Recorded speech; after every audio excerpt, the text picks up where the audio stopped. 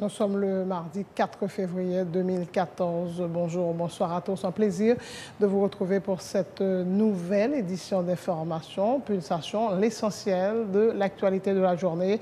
L'avenir du CTCEP était au menu des discussions 7e jour du dialogue interhaïtien ce mardi. 24 partis politiques dans l'OPL, Famille Valas, la paix contre Pepla et la fusion proposent de revenir avec la formulation du Conseil électoral provisoire. Les trois pouvoirs représentés au CTCEP pourront décider de garder ou non leurs représentants. Le président Michel Martelly s'est envolé ce mardi pour Washington dans le cadre d'une visite officielle au cours de laquelle il aura à s'entretenir le 6 février avec son homologue américain Barack Obama à la Maison-Blanche. Le président Martelly est accompagné notamment des ministres des Affaires étrangères Pierre-Richard Casimir et de l'économie et des finances Wilson Lalot. À Imani, lundi, lors de la deuxième rencontre de la commission binationale, les gouvernements haïtiens et dominicains ont signé plusieurs accords portant notamment sur l'harmonisation douanière, l'agriculture, l'environnement et la lutte contre le narcotrafic. La prochaine rencontre aura lieu le mercredi 12 mars en Haïti. Les gouvernements haïtiens et dominicains ont convenu d'impliquer la société civile des deux pays dans le dialogue binational. Signature ce mardi entre l'IDEA Haïti et l'Union européenne d'un accord portant sur le renforcement des partis politiques représentés au Parlement haïtien. Ce projet d'environ $1 million américains s'étend sur une période de 18 mois. Le ministre de l'Intérieur et des collectivités territoriales confirme la révocation du cartel dirigé par Jean-Ronald Kobi, un proche du président Michel Martelly, à la mairie de Cité-Solaire. En plus d'avoir failli à sa mission, Ronald Kobi s'est versé dans le banditisme, a indiqué le ministre David Basile. Dans l'international, macabre découverte dans l'Illinois, aux États-Unis, un homme aurait tué sa femme, leurs 2 enfants, avant de succomber probablement à une crise cardiaque. Les violences se poursuivent en République centrafricaine. Les affrontements entre musulmans et chrétiens ont fait au moins 70 morts dans une seule ville, à Bouda, alors que d'intenses combats ont éclaté entre rebelles et forces de l'ordre dans la capitale. La SNC Lorraine a dominé le Havre 3-2 lundi grâce à l'international haïtien Jeff Louis. La star des Grenadiers a marqué les 3 buts de son équipe de la 22e journée de la D2. Voilà, mesdames et messieurs, pour le menu du journal.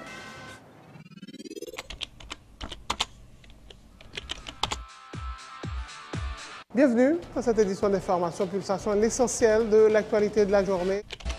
Merci de votre fidélité. Bienvenue dans ce premier numéro de Pulsation Week-end.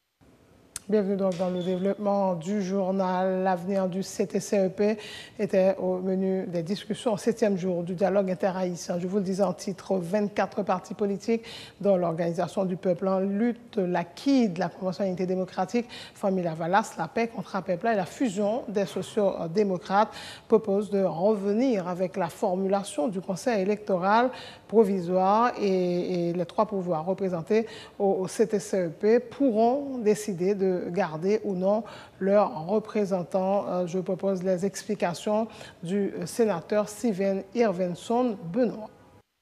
L'on fin signé, il y a 15 jours au plus pour confirmer, après analyse, pour regarder le comportement de le Parlement, il y a 3 mois de regarder le comportement et ça bon après continuer ça on pense pas de bon comportement on va remplacer ça le là 15 jours.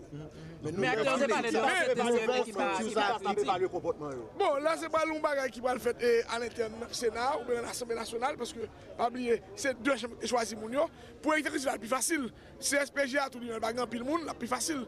Pour nous point la plus difficile et ça fait nous 15 jours pour nous faire travailler ça. La bonne pour arriver aux élections. La bonne pour arriver aux élections.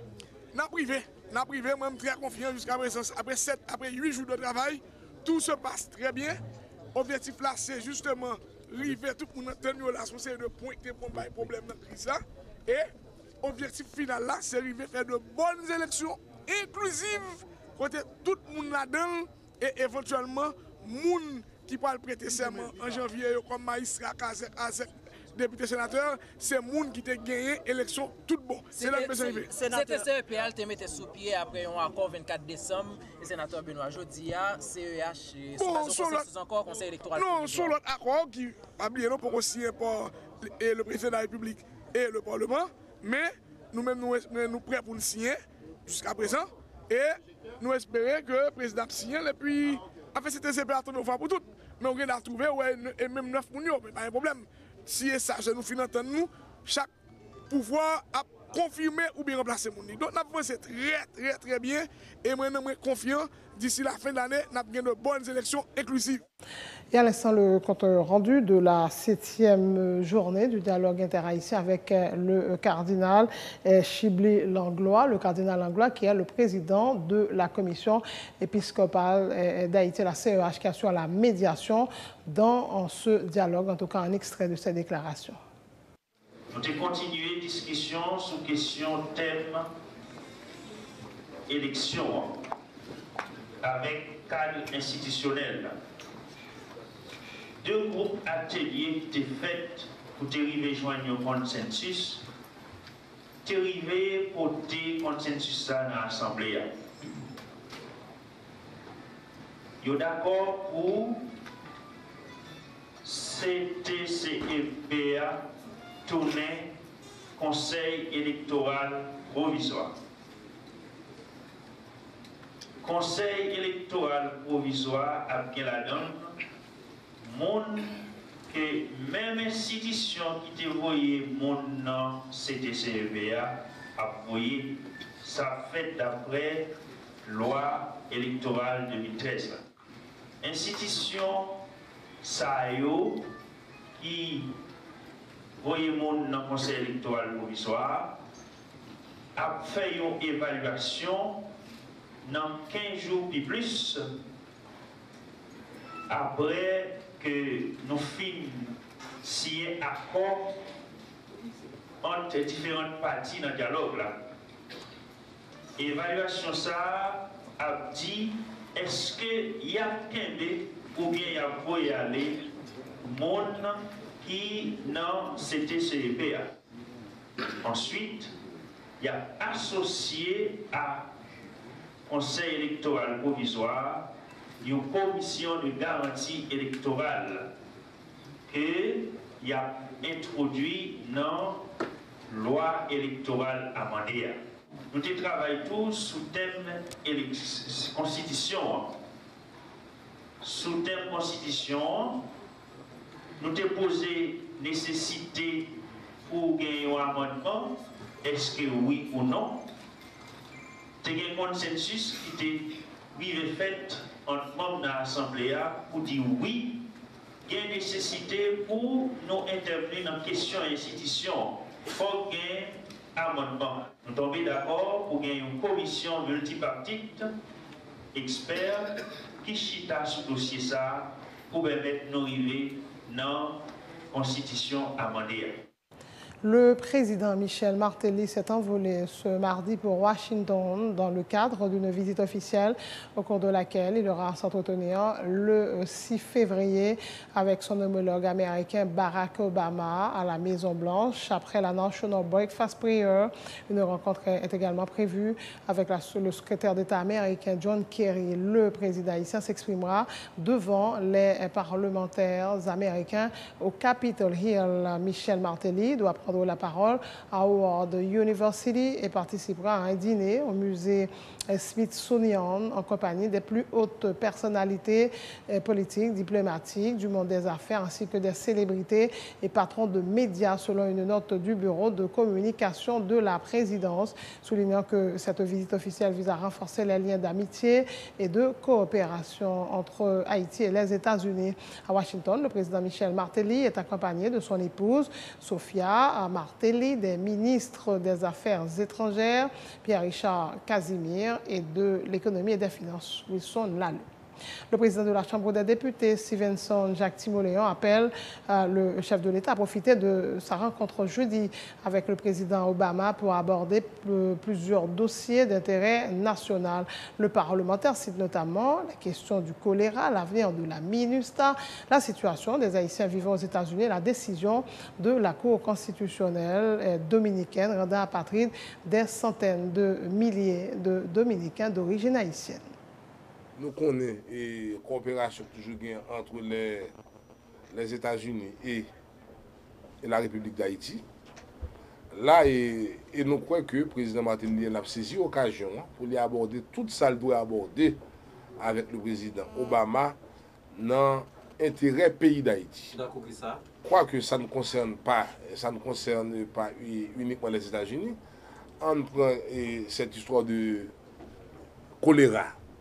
On prend la question de MINUSTAH en Haïti. Non seulement depuis quelques temps, il y a prôné que nous faut redéfinir le mandat MINUSTAH, ceci, faut que cela, là-bas. Mais question de choléra. Et nous connaissons qui dégâts, qui problèmes choléra causés à la population haïtienne. Là, nous sommes capables toujours de demander les États-Unis comment nous aider dans cette histoire. Et ensuite, il y a les conditions de nos concitoyens en République dominicaine. Et surtout que gens que bataille, son bataille diplomatique qui t'a fait, gens que l'autorité de l'État a déclaré.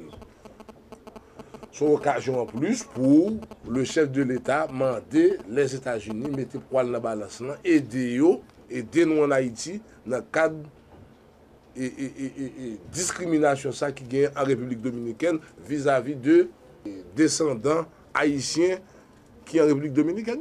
Comment c'est et tant de dossiers. Justement, la ville de Yimani, en République dominicaine, a accueilli hier lundi la deuxième rencontre binationale autour des problèmes confrontés par les deux pays, la migration, les douanes, la santé et l'environnement, des thèmes qui ont été débattus lors de cette réunion. Les deux parties ont signé des accords portant sur l'harmonisation douanière, l'agriculture, l'environnement, la lutte contre le narcotrafic. Sur la question migratoire, le gouvernement dominicain s'est engagé à promulguer un nouveau type de visa pour les travailleurs. Il est question de la gratuité des visas pour les étudiants haïtiens qui pourront entrer et sortir sur le territoire dominicain sans avoir à payer des frais supplémentaires. Les autorités dominicaines ont promis d'introduire le 27 février au Parlement une loi spéciale traitant de la situation des personnes nées en République dominicaine mais qui actuellement n'ont aucun document d'identification. Et de son côté, le gouvernement haïtien s'engage à faciliter l'émission de passeports et d'actes d'état civil en faveur des ressortissants haïtiens au niveau des postes frontaliers et des consulats et côtés haïtiens. C'est le Premier ministre Laurent Lamotte qui a donné lecture de la déclaration conjointe dont nous vous proposons un extrait. La réunion a porté sur les questions touchant la migration, les douanes, la sécurité et l'environnement. Les deux délégations ont signé des accords entre les institutions douanières, de l'agriculture, de l'environnement, de la lutte contre le trafic illicite de la drogue. En ce qui concerne le terme migratoire, plusieurs points d'intérêt communs ont été abordés. 1. Les avancées dans la mise en œuvre du plan national de régularisation des étrangers. 2. La promulgation d'un nouveau type de visa pour les travailleurs. 3. Les règles réagissant le séjour des étudiants haïtiens, incluant la gratuité des visas, ça veut dire visa gratis pour étudiants, et la liberté de rentrer et de sortir sur le territoire dominicain sans aucun frais additionnel. La République dominicaine a réitéré son engagement à introduire au Parlement dominicain le 27 février 2014, au début de la nouvelle législature, une loi spéciale traitant de la situation des personnes nées sur le territoire dominicain et qui actuellement ne détiennent aucun type de document. Ceci, naturellement, traite des citoyens affectés par la Cour constitutionnelle. Pour sa part, le gouvernement haïtien a réaffirmé son engagement à faciliter l'émission de passeports et d'actes d'état civil en faveur de ses ressortissants au niveau des postes frontaliers et dans les consulats haïtiens. La principale nouveauté de la réunion a été l'implication du secteur privé des deux pays.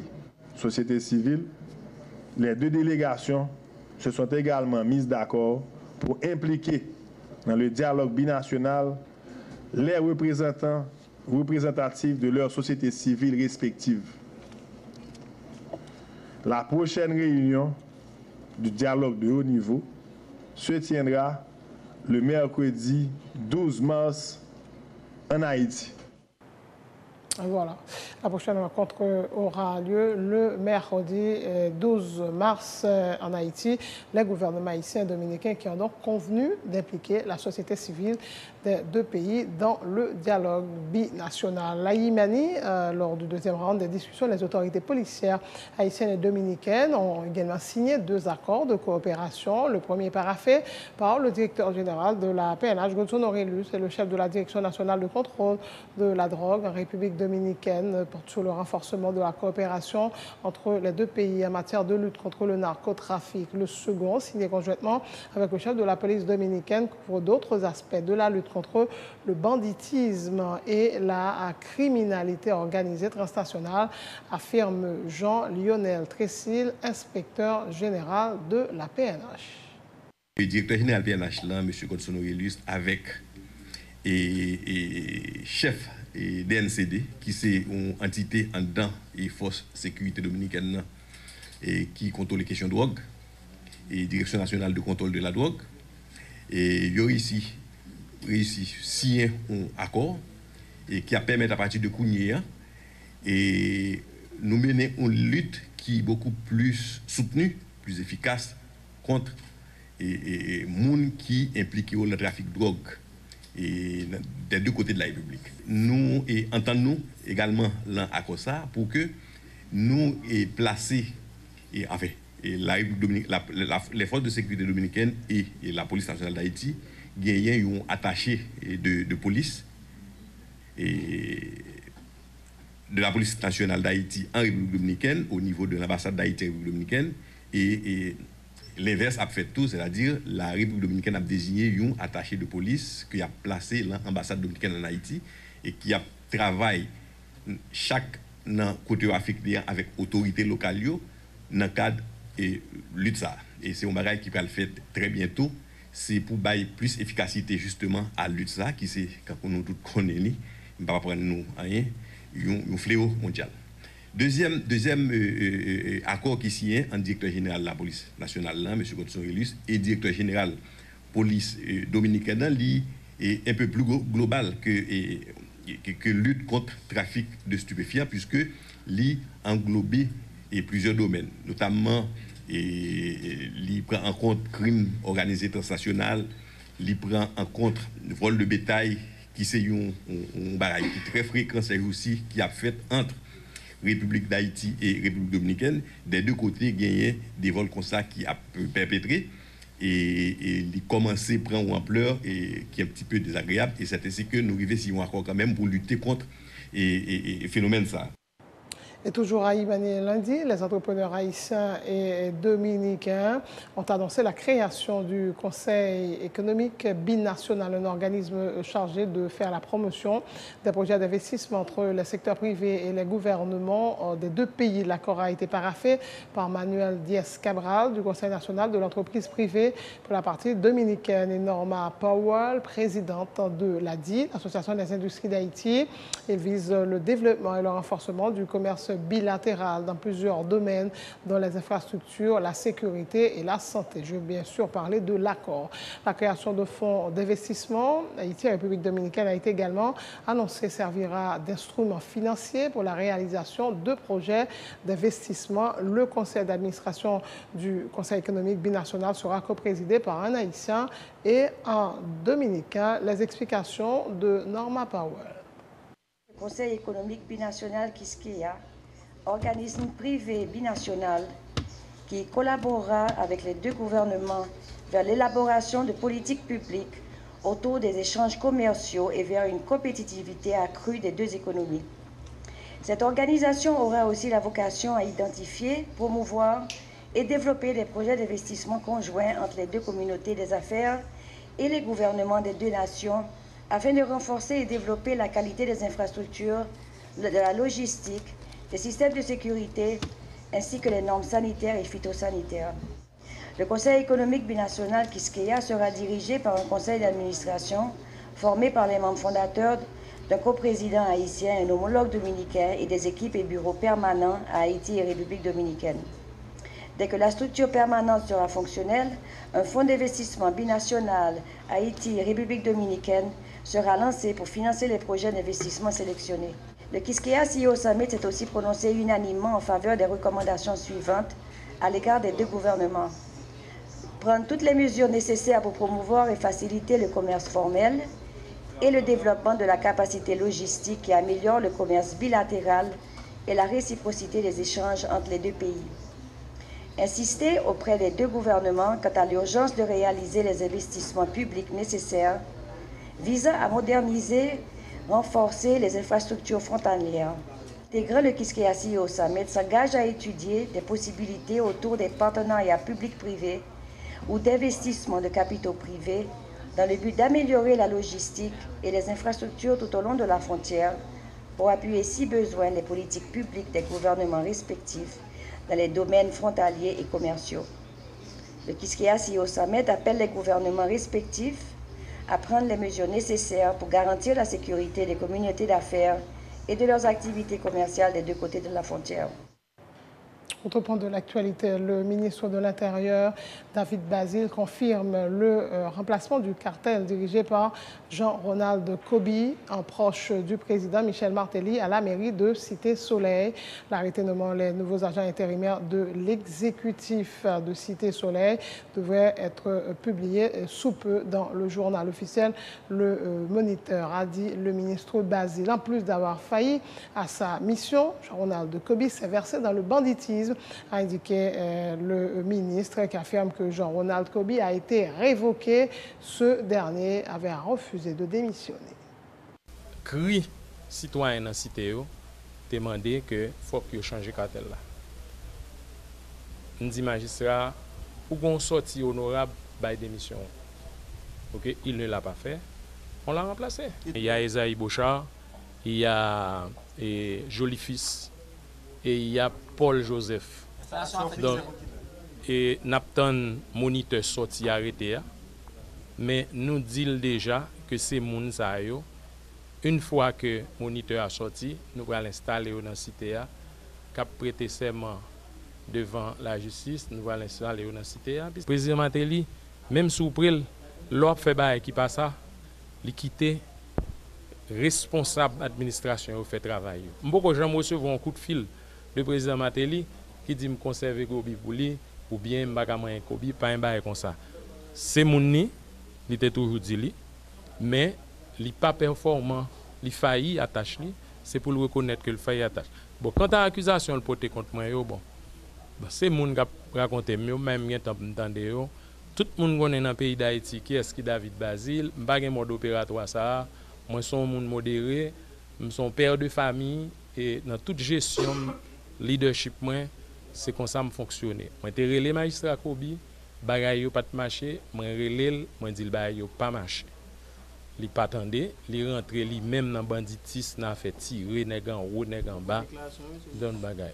Moi dit magistrat Kobi bail démission de manière à ce que la paix dans la cité am bataille c'est ou même qui emporter responsabilité de désordre. Sans transition, signature ce mardi entre l'IDEA Haïti et l'Union européenne d'un accord portant sur le renforcement des partis politiques représentés au Parlement haïtien. Il s'agit d'un projet d'environ $1 million américains qui s'étend sur une période de 18 mois. Il faut savoir la représentante de l'IDEA Haïti, Marie-Laurence Josselin-Lassègue, ajoutant que cette institution est prête à travailler avec toutes les organisations politiques haïtiennes. Le représentant de l'UE en Haïti, l'ambassadeur Javier Nino Pérez, a mis l'accent sur la nécessité de renforcer le pouvoir législatif, l'un des piliers de tout système démocratique. Le montant est de $1 million. Alors, il faut dire que le projet a concerné partis politiques qui en dans le Parlement, c'est-à-dire 18 partis politiques qui en dans le Parlement. Donc, mardi dernier, nous défendons activité et l'Union européenne était là avec toutes partis politiques.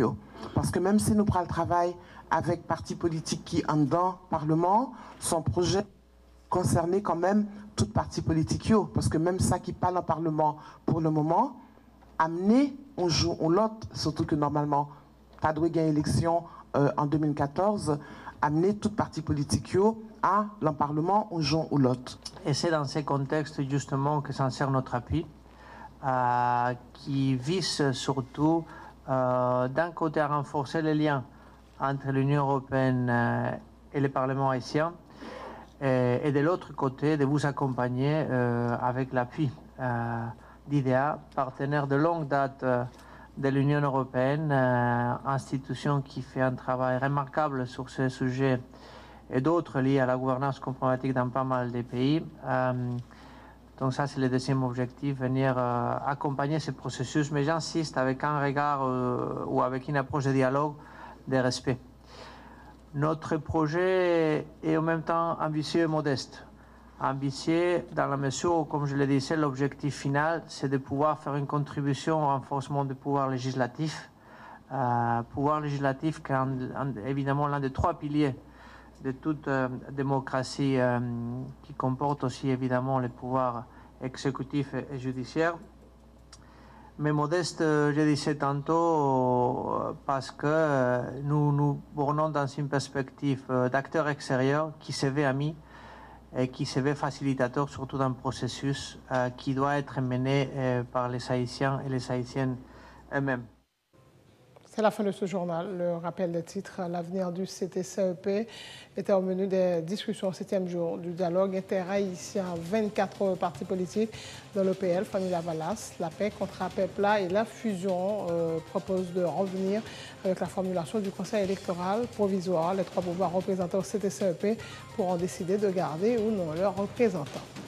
Le président Michel Martelly s'est envolé ce mardi pour Washington dans le cadre d'une visite officielle au cours de laquelle il aura à s'entretenir le 6 février avec son homologue américain Barack Obama à la Maison-Blanche. Le président Martelly est accompagné notamment des ministres des Affaires étrangères Pierre-Richard Casimir et de l'économie et des finances Wilson Lalo. À Imani, lundi, lors de la deuxième rencontre de la commission binationale, les gouvernements haïtiens et dominicains ont signé plusieurs accords portant notamment sur l'harmonisation douanière, l'agriculture, l'environnement et la lutte contre le narcotrafic. La prochaine rencontre aura lieu le mercredi 12 mars en Haïti. Les gouvernements haïtiens et dominicains ont convenu d'impliquer la société civile des deux pays dans le dialogue binational. Signature ce mardi entre l'IDEA Haïti et l'Union européenne d'un accord portant sur le renforcement des partis politiques représentés au Parlement haïtien. Ce projet d'environ $1 million américains s'étend sur une période de 18 mois. Le ministre de l'Intérieur et des collectivités territoriales confirme la révocation du cartel dirigé par Jean-Ronald Kobi, un proche du président Michel Martelly à la mairie de Cité-Soleil. En plus d'avoir failli à sa mission, Ronald Kobi s'est versé dans le banditisme, a indiqué le ministre David Basile. Macabre découverte dans l'Illinois aux États-Unis. Un homme aurait tué sa femme, leurs 2 enfants, avant de succomber probablement à une crise cardiaque. Les violences se poursuivent en République centrafricaine. Des affrontements entre musulmans et chrétiens ont fait au moins 70 morts dans une seule ville à Bouddha, alors que d'intenses combats ont éclaté entre rebelles et forces de l'ordre dans la capitale.